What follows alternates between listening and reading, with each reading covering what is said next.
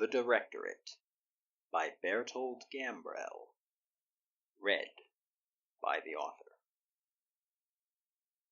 Chapter 1. Luna. Luna made Lieutenant Teresa Gannon nervous. The gray landscape of Earth's moon was disconcerting to a daughter of Mars, accustomed to rusty red deserts and winding canyons. Coming here was always a physical as well as cultural shock to her. Compounding her anxiety was the fact that this visit to Luna meant a trip to high command in the Directorate district. Visiting HC was never a pleasant experience, as it was sure to involve making a report to superior officers or, worse yet, Directorate bureaucrats who had never ventured farther than the white neo-brutalist buildings that housed their offices. Her shuttle, the IDS Alert, hovered low over the ashen ground and touched down on a wide black and yellow landing platform set slightly below the surface, inside a large round depression. In the passenger chamber, the safety belts retracted, and Gannon stood even before the machine voice chimed in to inform them that all personnel were cleared to disembark. She looked around at the other members of her unit. All were wearing their white dress uniforms save for Captain Hartman at the front of the craft. The tall, pale woman who commanded them was clad in a dark blue uniform that signified her combat veteran status. "Form 2 columns," the captain instructed crisply, her green eyes scanning the fidgeting group of service members in front of her. "I know many of you have not been here before, so bear in mind that they care about their protocols here. We're going to check in at the central hub, and from there take rail to the Directorate." Gannon realized that she and the captain were likely the only ones who had visited Luna previously. She had been like the rest of them once, a naive Mars baby, unfamiliar with the rigid culture of the capital of the interplanetary triad. Her first visit had been 3 standard years before, in 2220, during the investigation of the disgraced General Brunner prior to his court-martial for providing material aid to smugglers. She had been an incidental witness in that case, having accidentally discovered irregularities in the cargo manifests of the cruiser IDS Dublin, which led in turn to the discovery of hundreds of liters of illegally produced Mariner wine from the south of Mars. As they exited the shuttle into the long docking station, she glanced towards the omnipresent information screen spanning the length of the wall.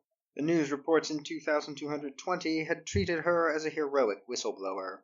What were they going to say about her this time? For that matter, what were they going to say about this whole situation when it came to light? She could hear a few disjointed lines from the news reports as the units marched down the otherwise quiet corridor. "Chairman Wilson to visit Nightingale Station high-altitude elevator site." "Or long-range cruisers launched at Southern Earth Foundry."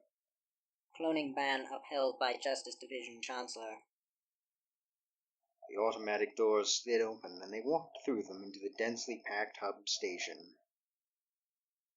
The circular hub had shuttle entry bays on one side and entrance portals for the nuclear-powered monorails on the other.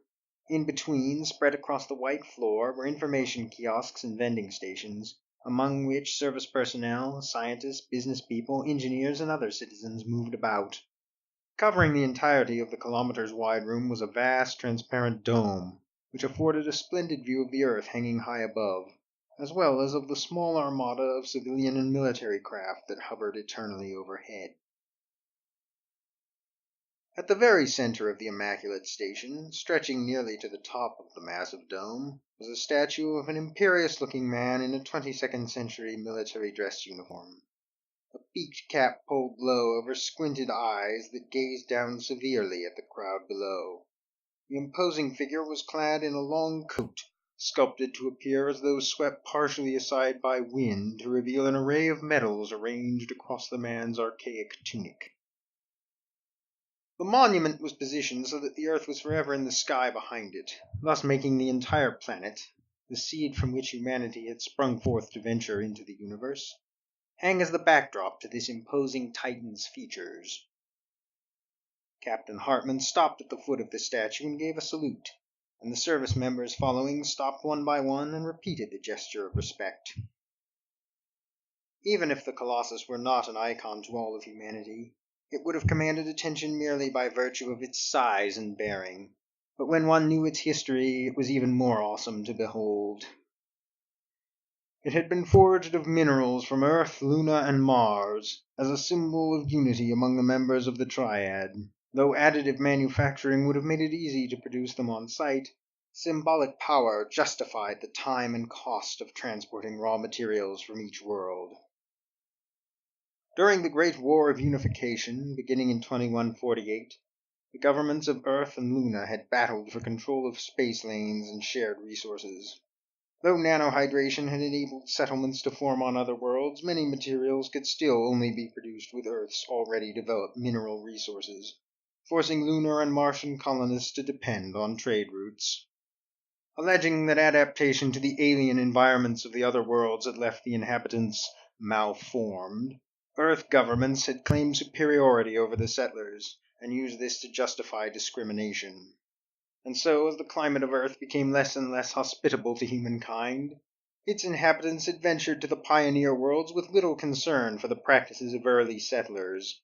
The powerful Earth fleet had enforced the supposed superiority of the mother race at the point of a gun. After years of conflict, Admiral Cannongieser, himself a man of Mars, had taken control of allied lunar and Martian forces and beaten back the aggression of the Earth fleet. Millions died in the battles, but Cannongieser ultimately forced them to surrender.